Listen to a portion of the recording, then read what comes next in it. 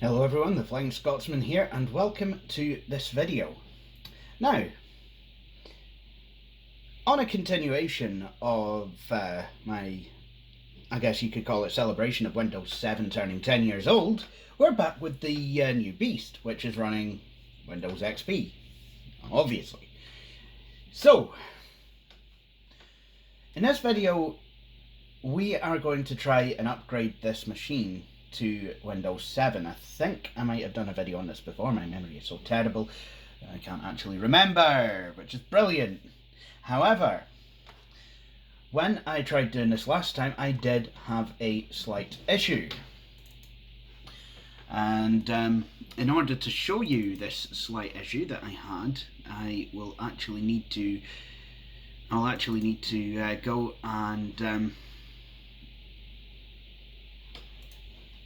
bring up a program. Wait a minute.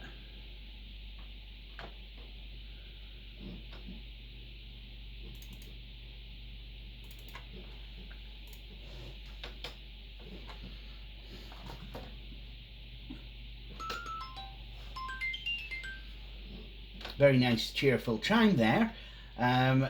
Actually is trying to tell us that something is wrong. Now, there's two hard disk drives in this computer.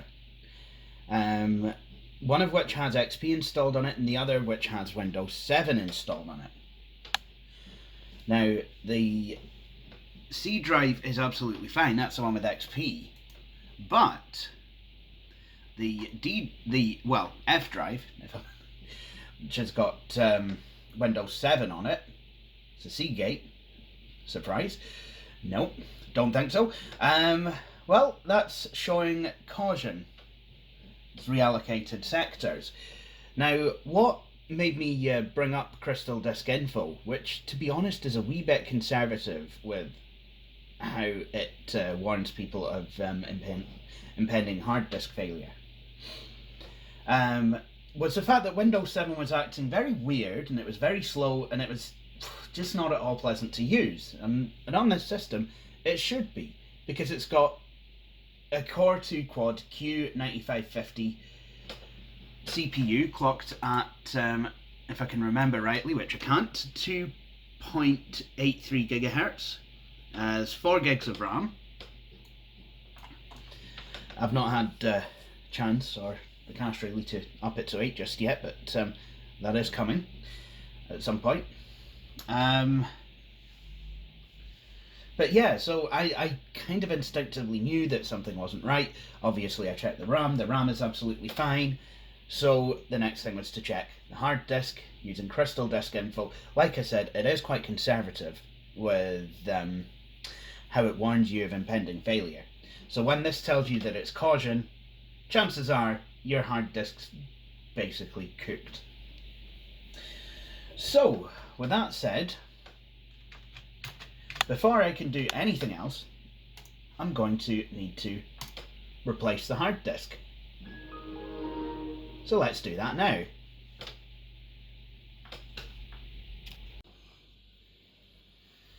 So, now it's time to unbox the new hard drive.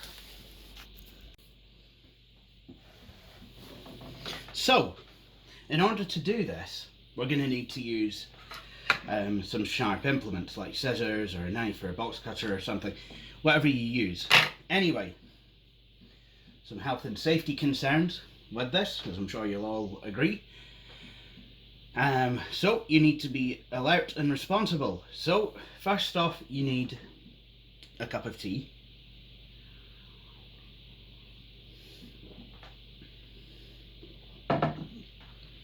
And second off, if you're the sort of person that thinks that Boris Johnson should win the upcoming election just so that he can get Brexit done, then you're probably going to need to get a responsible adult to do this for you. With that in mind,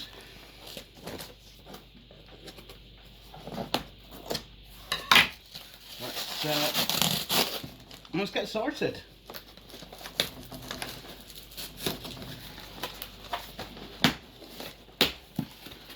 So I ordered this hard drive on eBay a few weeks ago, and I've had it hanging around my place.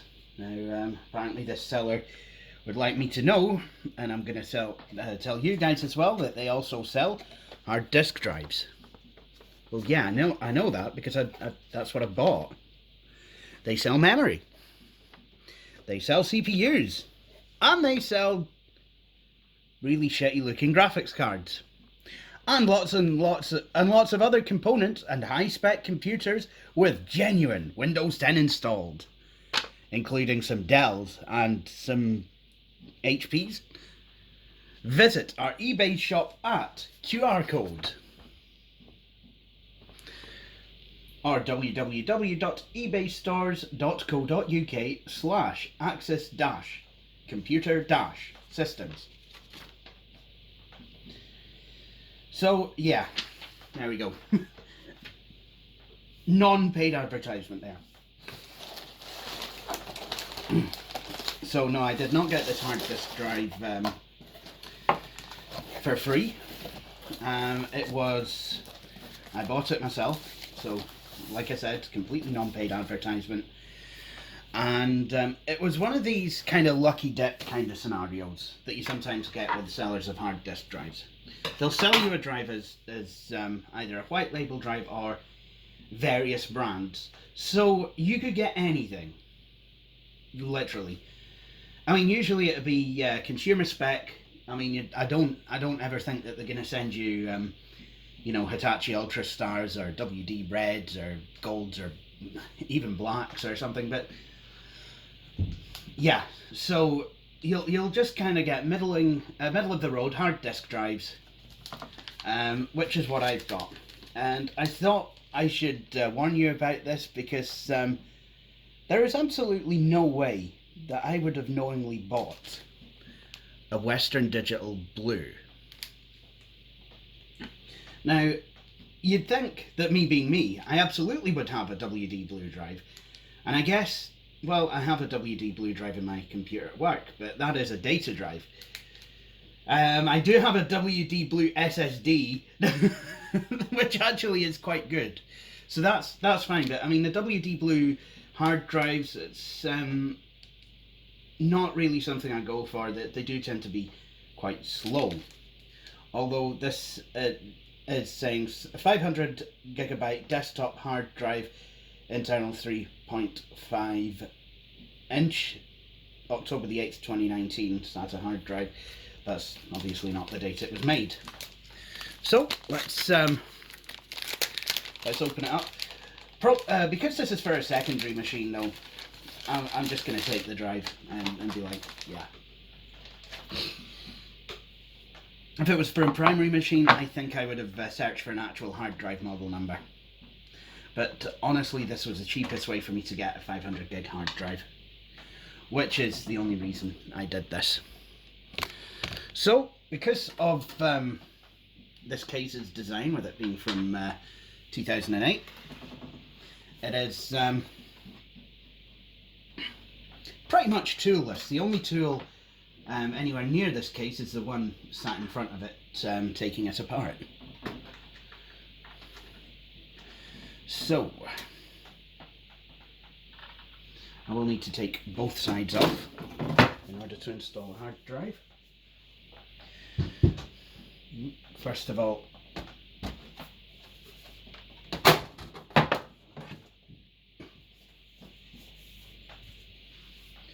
I would like to locate the dead drive,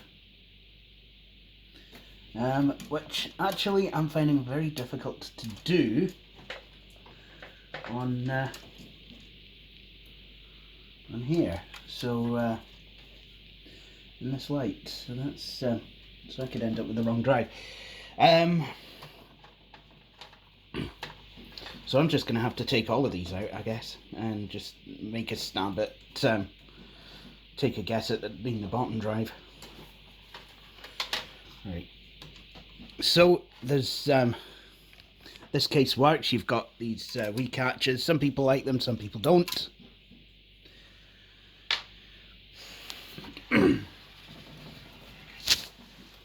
You just remove them, and then you can push the drive out. And we can find out if it's the right one. And yes, it is. There's the Dead Sea Gate.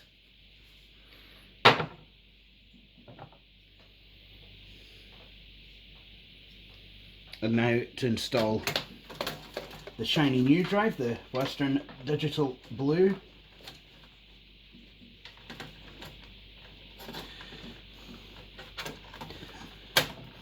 I'm not sure, but I have a horrible feeling that these are 5400 RPM drives.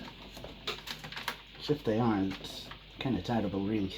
A lot of computer manufacturers like to stick 5400 RPM drives where they shouldn't be. There we go. So I've got the WD drive lined up, the screw,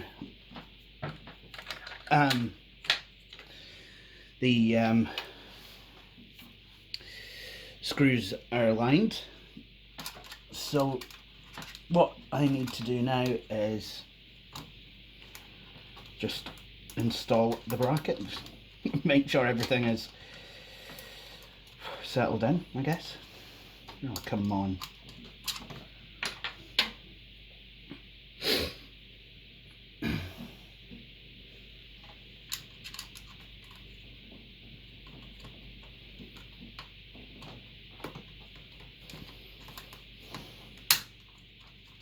There we go. That's one side done, and here comes the other side.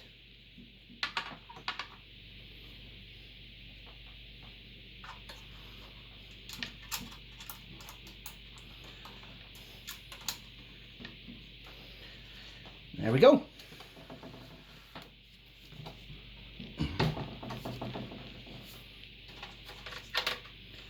And now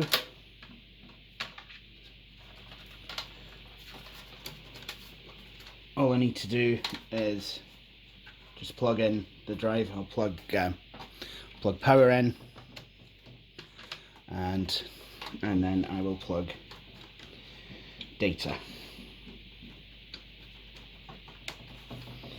Excellent.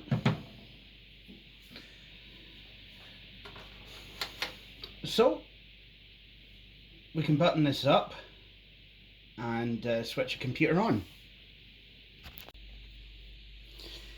Okay, so on this episode of Don't Do This at Home Theatre, I buttoned everything back up before powering anything on.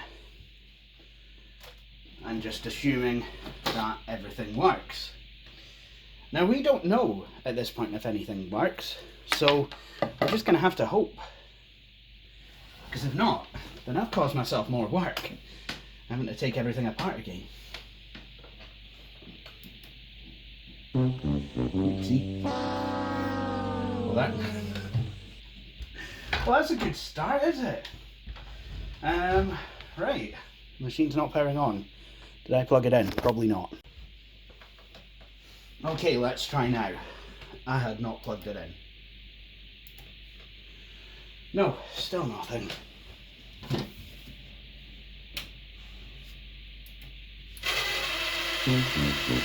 Wow!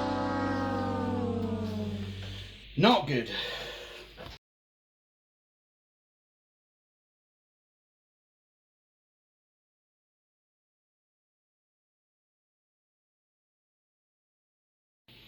Well, that's all working now, and should act as a fable to anyone who who wants to just button up their machine and assume that it's all going to work.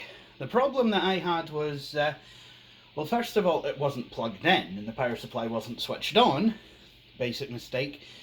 The second issue was the SATA cable to the first hard disk drive. The Hitachi had actually managed to get itself caught in the graphics card fan. So yeah, that was fun. Not. Oh well, it's all going now.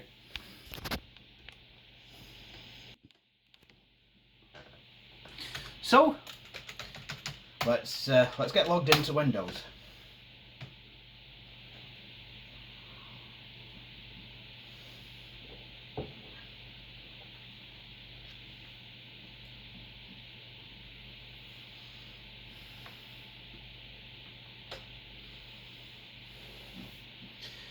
Now the Windows 7 boot menu is still here because that gets installed to the primary hard drive. If I try and boot to Windows 7, more than likely it just wouldn't work unless there's a phantom Windows 7 install on that new hard drive.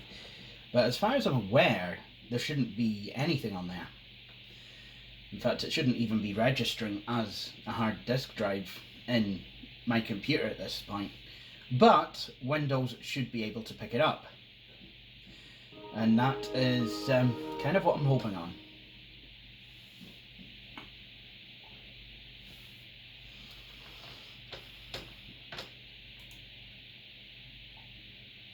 Yep, there we go. It's picked it up. I'm probably going to want to reboot.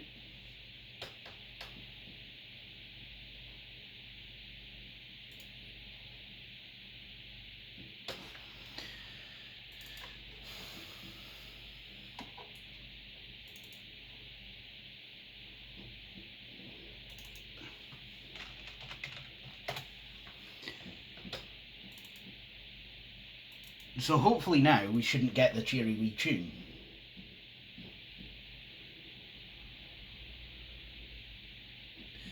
And indeed we don't. What we find is that both hard disk drives are good.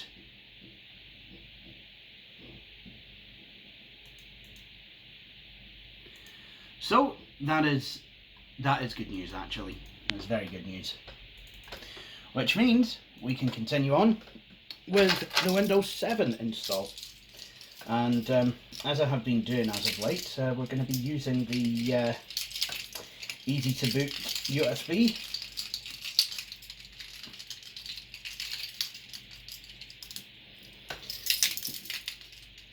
And out of force of habit, I nearly got my Windows 10 key out then.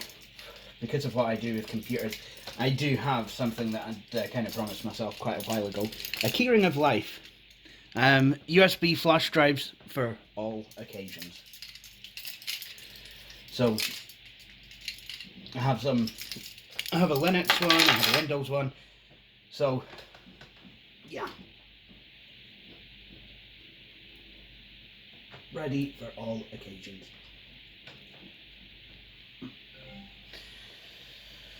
Right, that's good. So what I'm going to do now is I'm going to shut down Windows.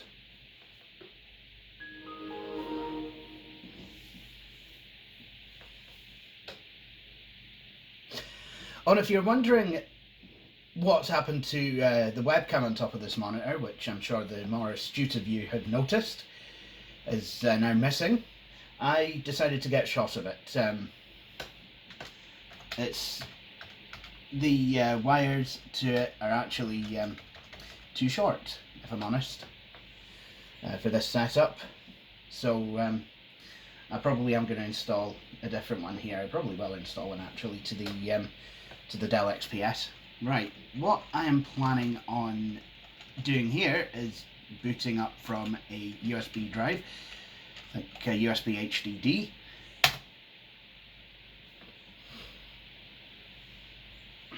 And then, boom. Eventually, boom, we're in Windows, easy to boot. So, we want to go to the Windows install menu. Want to install Windows 7, 2 versions present.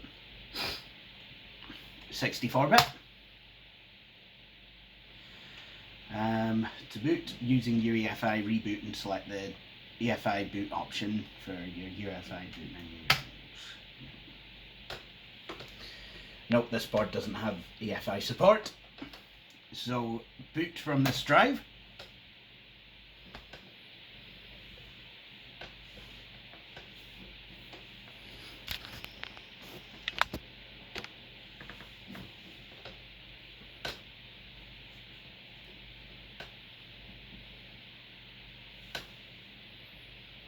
And away we go.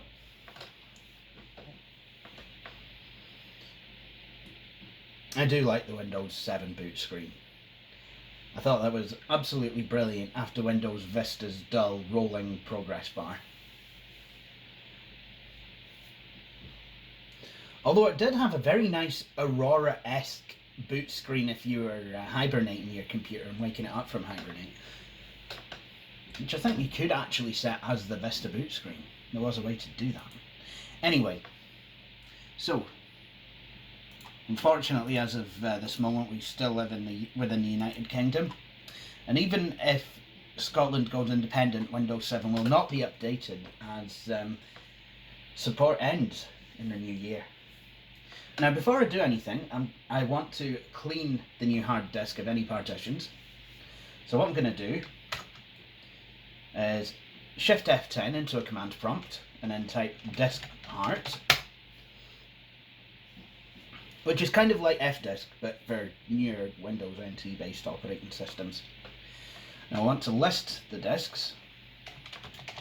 I'm suspecting the disk that I want is disk 1, but well, I don't know. Yes, I do believe it is. And my apprehensions were right. I did need to clean it because it has been set up for GPT, which is perfectly fine if I had an EFI system, which I don't. So I want to select disk 1 and then clean. And if I now go and list disk,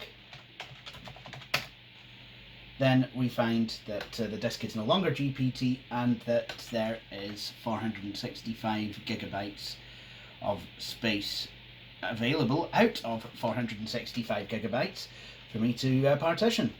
Excellent.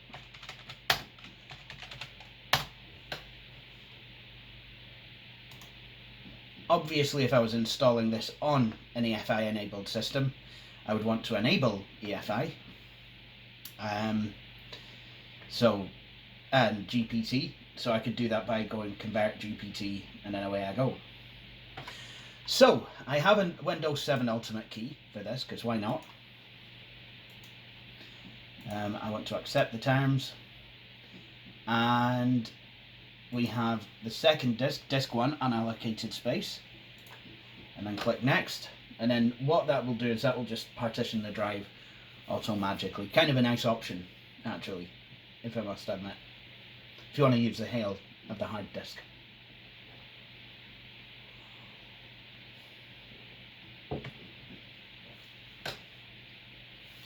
So this is going to take just a wee bit of time, so I will be back at the other end. So now we're at the out of the box experience of Windows 7, so I need to type in a few settings. My name, computer name on the network. Now when dual booting, you want to make sure each operating system gives the computer its own unique name, because if you're sharing stuff on the network and you had two systems both purporting to have the same name, things could get a wee bit messy. So I'll put the product key in a wee bit later. I don't know if it still goes, but hopefully it will. And there we go. So this is literally just going to start preparing the desktop, and then we'll be ready to go.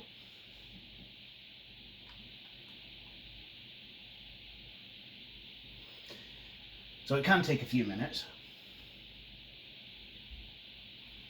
especially on a WD Blue drive. Yeah. Nope, that wasn't too long.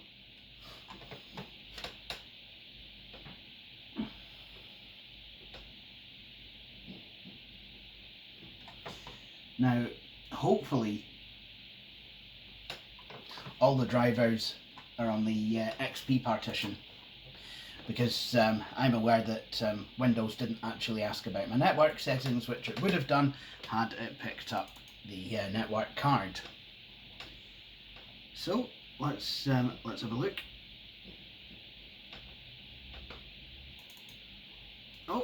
Yep, no, I believe we have. Yes, we do. We have drivers here. So I'm just going to copy these over. Then we can get installing.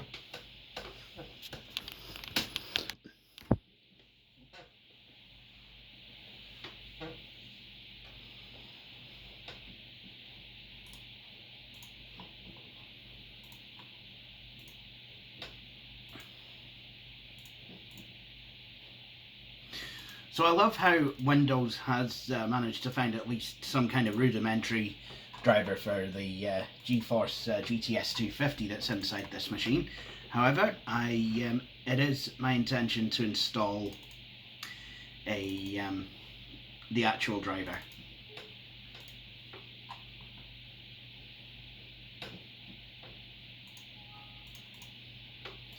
So, I suppose before we install anything, we should probably install the chipset driver.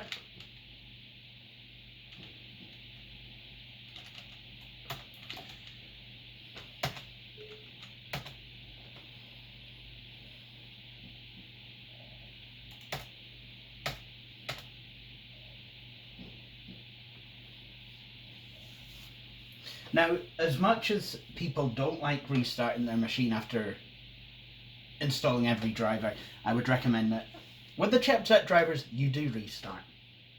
Because these are the drivers that basically run everything in the motherboard and all the system's I/O.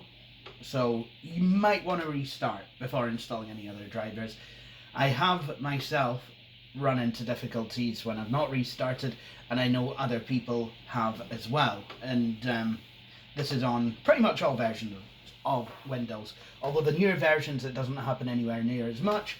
But, I mean, what is a few seconds to restart the computer?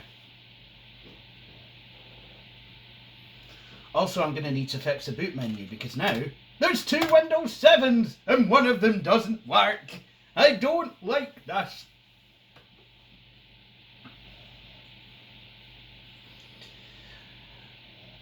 And going back to my question, what's a few seconds to reboot?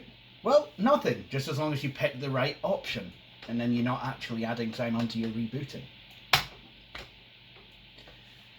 There we go, starting Windows.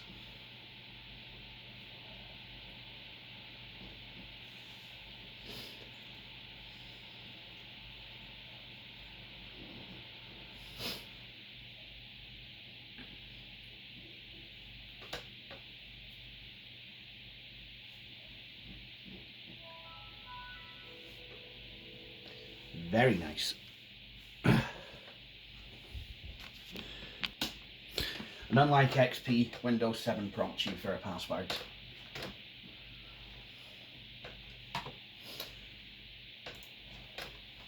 So now we can go ahead and install all the other drivers. Like, for example, audio. So, I think what I will do is go away and get all the drivers and basic software all installed. And I'll come back to you once I've done that. Now, some of you will remember a few years ago, Microsoft actually started releasing roll-up updates for Windows 7 and started making Windows 7's update procedure a lot like that for Windows 10. And they did the same with 8.1 as well, actually. See, what they did, instead of having individual updates that would address various issues, they started having monthly updates like they do with new versions of Windows. So, with that in mind, I believe these are cumulative, just like they are with Windows 10. But to be able to, instead of having to update Windows, instead of having to update Windows update by update, you can actually use one of these cumulative convenience roll-up updates. And what they will allow you to do is, well, just update Windows by quite a way. But in order to do that, we've had to install a new update servicing stack. So I'm just now rebuilding my Windows 7 updates folder. So we've got Service Pack 1, the April servicing stack, and the convenience roll-up, which I'm going to run that now. Oh, wait a minute. Oh, yeah, right. Yep, these have to be run from a hard drive. You can't really run them from the network. That's yeah. Thanks for that, Microsoft. Much appreciate. So this can take quite a while to install. It can actually take quite a while to even figure out if you can install it on this computer. And actually, I'm pretty certain I'm away to make a grave mistake here. Pretty certain that this update likes Internet Explorer 11 to be installed. So I suppose I had better go off and do that. I have actually cancelled this update. It'll take a wee bit to cancel. Let's even if it does.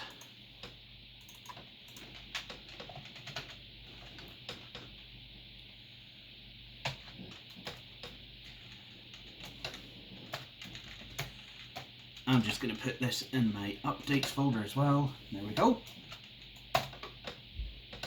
This will be a nice full set of updates. Yep, IE11. Yep, that's what I want.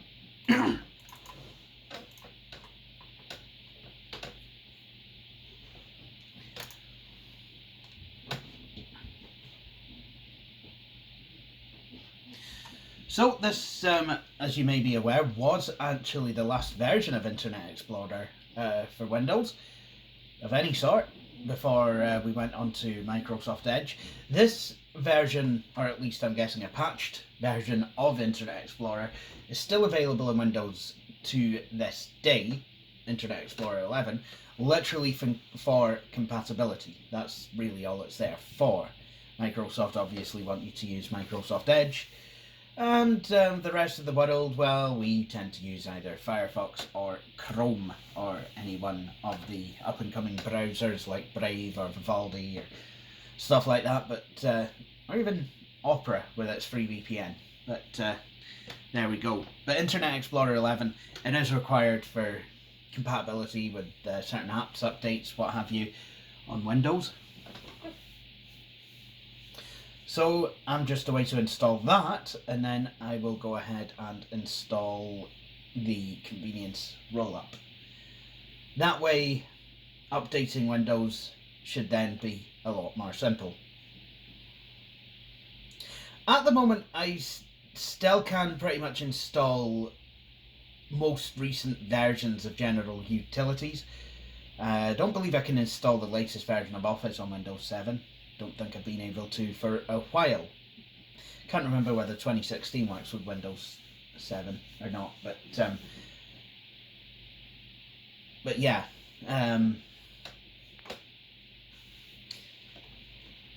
Windows 7, I can still install, for example, the latest version of internet browsers and what have you, because as of yet it is still in its extended support phase. However, this in a couple of months it's going out of support, so it's almost 10 years after, well, just over 10 years after it came out, it's leaving us. So it's yeah, going to be quite sad. Oh, the Windows Update standalone installer. This operation was cancelled by the user. So Internet Explorer 11 itself will actually check for and install required updates to run it. So that's, I mean, that's quite useful to have. I have noticed when installing these convenience roll-ups, if I've not installed Internet Explorer, I think at one point it became Windows Internet Explorer. Oh, nasty. But if I've not installed Internet Explorer 11, then I have had it where Windows Explorer will refuse to work. which shows that Internet Explorer, even in Windows 7, was still very much woven into what Microsoft Windows is. So anyway, I'm going to head off now and let this install. So here we are a few hours later, and we have Microsoft Office 2010 installed, as well as pretty much everything else, apart from I've just remembered the TV tuner. Now, I have installed the roll-up updates and what have you, and I did manage to delete the Phantom Windows 7 entry in the boot menu. And I'll show you how I did that really quickly, because it was very, very simple. All I had to do is start, run, or even just go to the start menu, type msconfig, because this was a start menu with a search function that worked. Go to the boot tab, and there you have Windows 7. There was another one there that I selected and had the delete button. Clicked OK, reboot the machine, and that was it. It was away. So now I just need to go ahead and install the TV Tuner software right quick. So I will do that by going to Drivers. Oh dear. It's not here. Right. Okay. Couple. Actually, I think it's on a CD. So what I need to do is install some PowerISO. So I'll get that done right now. Now this is something that I did actually purchase. It's PowerISO, and it's very, very good. I would recommend everyone gets it as well. It's I think it cost me about £24, but certainly worth it for all the things that you can do with it, and the file types that you can manage and what have you. And it comes with its own virtual image mounter. So that's it all installed and working. Now, in order to use the image mounter, the virtual optical drive, image mounter, whatever you want to call it, I do have to reboot the computer. A couple of notes that I will mention, actually, while we're waiting on Windows restarting. This WD drive is living up to its expectations. It's not the fastest in the world. Although I feel that Windows 7 could use a couple more gigs of RAM, and it is my intention to get that memory at some point. I think there's a 4 gig stick in here. It's saying that the memory's in single channel mode at the moment, so we can soon sort that out. Buy another 4 gig stick, throw it in, dual channel memory, 8 gigs of RAM. Of course, it won't work on the XP side. It will just see what it wants to see, which is fine. It'll see 3 gigs of RAM.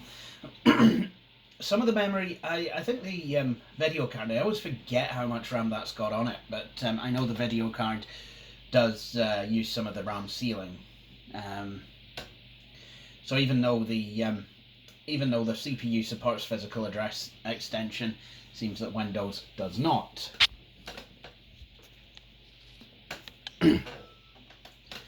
Alright, so here we go. PowerISO is installed, and that's something else to use up the limited amount of memory RAM that we have in this system. This is a DDR3 system, just in case you were wondering. So whereas the Beast had 8 gigs of lovely shiny DDR2 memory, this has got lovely shiny DDR3, if I'm going to be completely honest. Hopefully we'll get to hopefully we're at the point, I think we are actually at the point where DDR3 is starting to get cheap. Because I know that memory pricing has been a bit up and down, actually, if I'm honest. But I think DDR3 is getting a wee bit cheaper. It's still taking a while for the image bound mounter program to come up. This is yeah, that's not good. So yeah, this is very, very slow.